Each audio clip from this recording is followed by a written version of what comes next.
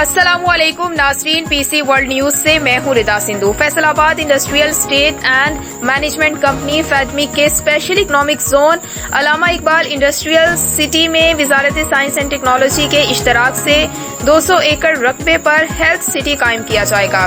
اس سلسلے میں چیئرمین فیڈمک میاں کاشف اشفاق نے گزشتہ روز وزیر science and technology Fawad Chaudhry سے ملاقات کی اور انہیں اس حوالے سے بریفنگ دی۔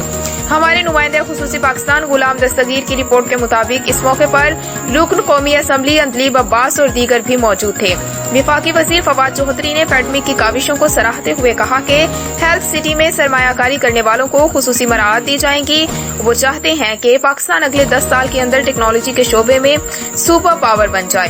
چیئرمین فیڈمک نے کہا کہ اس ہیلتھ سٹی میں ایسی بایو میڈیکل مشینیں اور آلات کی تیاری کو ترجیح دی جائے گی جو پاکستان بیرون ملک سے درآمد کرتا ہے۔ اس سلسلے میں فورن ڈائریکٹ انویسٹمنٹ کے علاوہ جوائنٹ وینچرز اور مقامی کمپنیوں کو سرمایہ کاری کے مواقع فراہم کیے جائیں گے۔